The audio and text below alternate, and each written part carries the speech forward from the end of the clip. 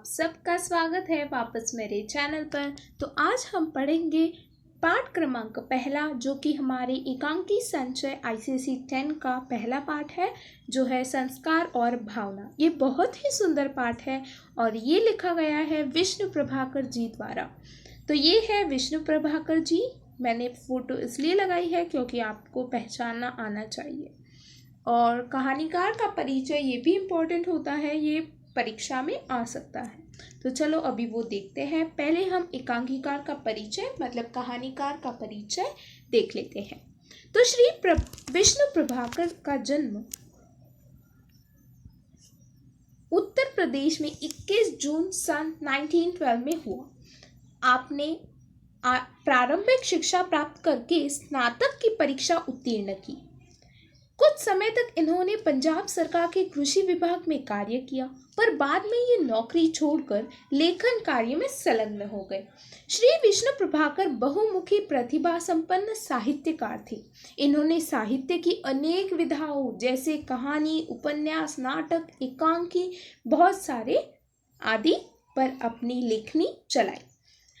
11 अप्रैल सन 2009 को इनका देहांत हो गया। प्रभाकर जी की सभी रचनाओं में मानवतावादी दृष्टिकोण मुखरित हुआ है। इनके एकांकी समस्या प्रधान तथा मानव प्रकृति से ओतप्रोत तथा भावनात्मक गहराई से संबंधित है। तो ये है पार्ट 1 वीडियो ऑफ संस्कार और भावना। ऐसे बहुत सारे पार्ट्स होंगे क्योंकि ये चैप्टर बड़ा है, आप सबको भी ये पता है। तो चलिए शुरुआत करते हैं। पहले हम देखते हैं पात्रों का परिचय, क्योंकि वो जानना बहुत इम्पॉर्टेंट हो जाता है। तो पहला है माँ। माँ एक संक्रांति काल की हिंदू नारी है, मतलब पहले वाले काल की, मतलब जो पुराना काल है उसकी एक हिंदू नारी है। अतुल माँ का छोटा पुत्र है। उमा जो है वो अतुल की पत्नी है, मतलब अतुल जो माँ का छोटा पुत्र है उसकी पत्नी उमा है। राम सिंह और मिश्रानी वो एक अलग अलग है। ओके, राम सिंह नौकर है उनके घर का और मिश्रानी उनके बाजू वाले कुमार के यहाँ रहती है। माँ का बड़ा पुत्र अविनाश है और उसकी पत्नी जो है वो एक बंगाली बहू है, तो उसका भी हम देखेंगे। तो चलिए शुरुआत करते हैं पाठ की तरफ। तो उमा बोलती है, बेसिकली जब आप पात्र परिचय देख लेते हैं उसके बाद एक छोटा सा पैराग्राफ दिया गया है जो बता रहा है कि उनका घर कैसा है और वो सब कुछ। तो मध्य वर्गीय परिवार से है, उनका आंगन व स्वच्छ सुंदर उच्च स्थिति का प्रतीक है, ये सब कुछ सोफे का अंश और ये सब कुछ वहाँ पे दिया गया है। वो अगर आपको चाहिए तो आप पढ़ लीजिए, वीडियो को पॉज कीजिए और वो पढ़ लीजिए। अब हम शुरू करेंगे उमा जो बोलती है उससे। तो उमा अपने से बातें करती सी बोलती है, जिन बातों का हम प्राण देकर भी विरोध करने को तैयार होते हैं, एक समय आता है वे ही बातें हम चुपचाप स्वीकार कर लेते हैं। मतलब जिन बातों को हम बोलते हैं नहीं, हम नहीं करेंगे, हम नहीं लेंगे, पर एक समय आता है कि वो ही बातें हमें चुपचाप स्वीकार कर लेनी होती है। तो वो फुसफुसा कर वह फिर पुस्तक पढ़ती है, देखती है, फिर शून्य में दृष्टि गड़ा देती है। उसकी आंखें गंभीर हैं।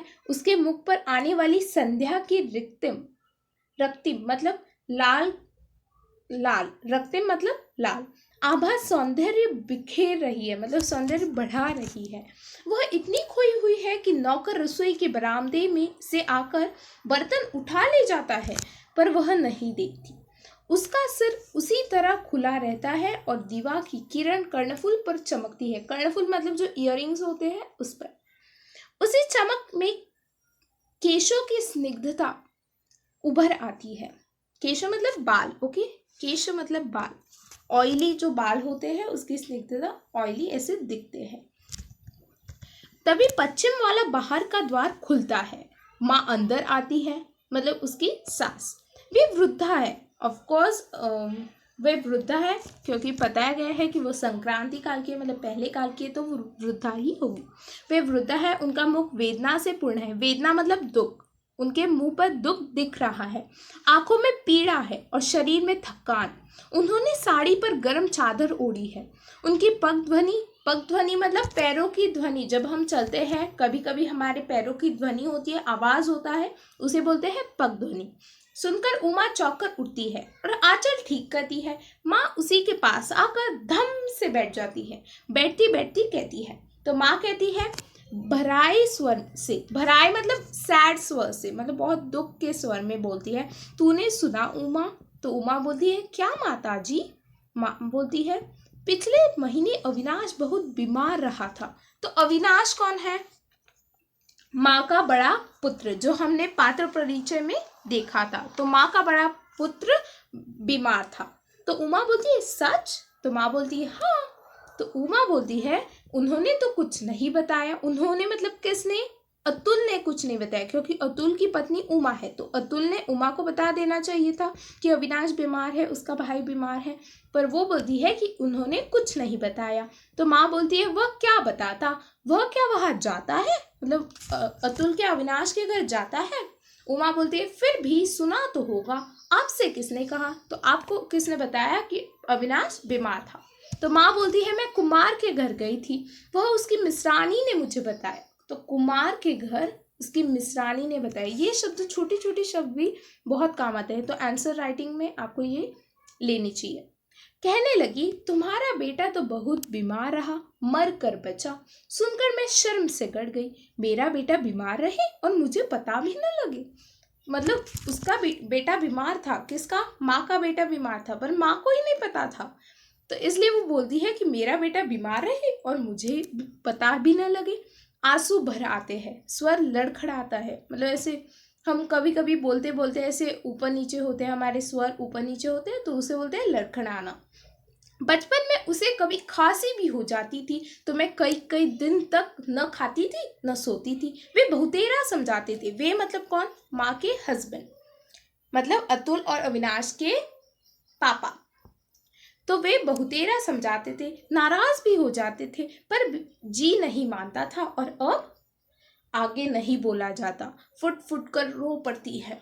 उमा करुणा से द्रवित उनको संभालती है।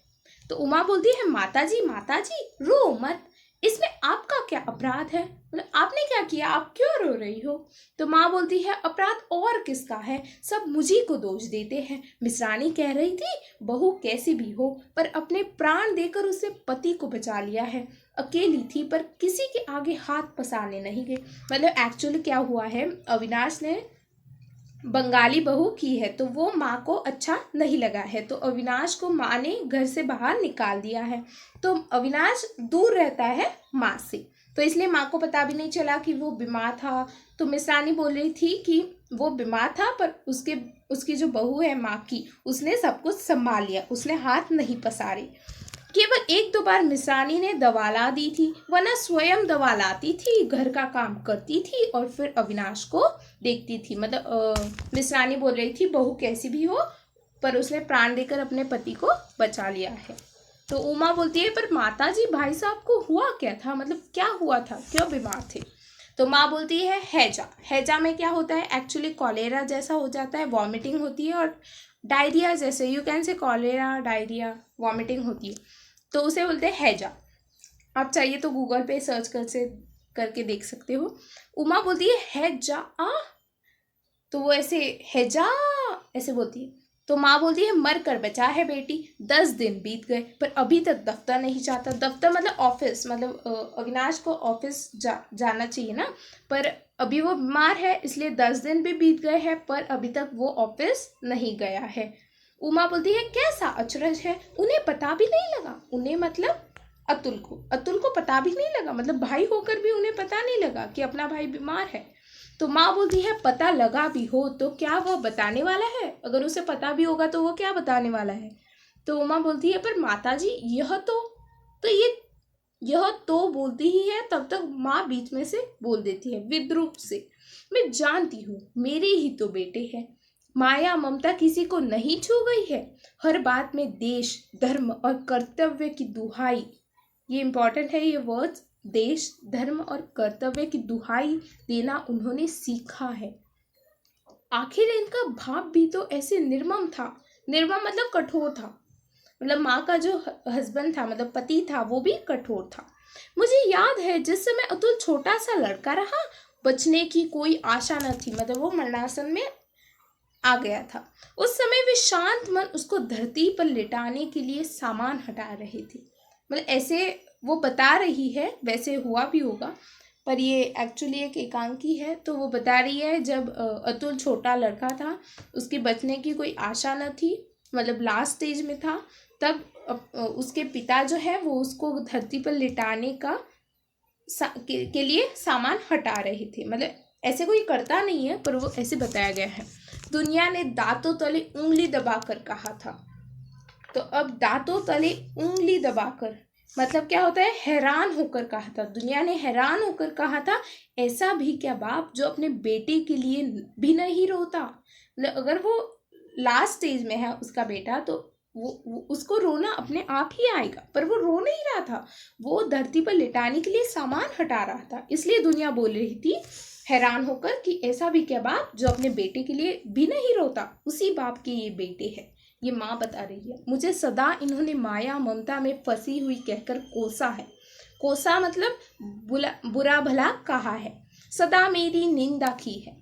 चोट पर चोट खाकर उमा तिल मिलाती है, उसके भाव पलटते हैं। करुणा पहले खींच फिर हल्के रोष में बदल जाती है। फिर उमा बोलती है, लेकिन माताजी इसमें सब दोष भाभी का है। भाभी मतलब कौन? अविनाश की पत्नी, जो बंगाली बहू है माँ की। तो माँ बोलती है वह तो है ही, पर बहू। फिर उमा बीच में ही बोल देती है, मैं अच्छी तरह जानती हूँ वे देखने में बड़ी भोली लगती है, परंतु। तो माँ बोलती है भोली? चौंक कर बोलती है, क्योंकि माँ को पता नहीं है कि वो भोली है, पर उमा वहां पे जा चुकी है इसलिए उसे पता है, तो वो आगे बोलेगी। तो उमा बोलती है, हाँ बहुत भोली माता जी, बहुत प्यारी। जो एक बार देख लेता है वह फिर उस रूप को नहीं भुला सकता। मतलब उमा किसके बारे में बोल रही है? अविनाश की पत्नी के बारे में। उसका नाम पूरे एकांकी मतलब चैप्टर में नहीं दिया गया है, पर वो बंगाली बहू भाभी ऐसे ही बोला गया है। बार बार देखने को मन करता है। बड़ी बड़ी काली आंखें हैं, उनमें शैशव की भोली मुस्कुराहट, अनजान में ही लज्जा से लाल हुए कपोलों पर रहने वाली हंसी। तो वो कपोलों मतलब गाल पर रहने वाली हंसी। तो माँ बोलती है, पर उमा तूने क्या अविनाश की बहू को देखा है? मतलब तू कैसे बता रही है कि उसकी बड़ी बड़ी काली काली आंखें हैं और ये सब कुछ है। तो वो पूछती है कि तूने क्या अविनाश की बहू को देखा है? तो उमा बोलती है, हाँ माता जी, मतलब उमा ने देखा हुआ है। तो माँ बोलती है, कब? तो इसके आगे हम अगले पार्ट में देखेंगे। तब तक मेरे चैनल को सब्सक्राइब कीजिए, जो कि एकदम फ्री है, और बाजू वाले बेल आइकन को भी दबा दीजिए, ताकि आपको जब आप यूट्यूब खोलें तभी मेरा न्यू वीडियो आ जाए। और सब्सक्राइब कीजिए और शेयर कीजिए मेरे चैनल को अपने सभी ICC 9 और 10 फ्रेंड्स के साथ। और मुझे फॉलो कीजिए अगर आप कोई सोशल मीडिया पे हो तो, link in the description. Bye bye.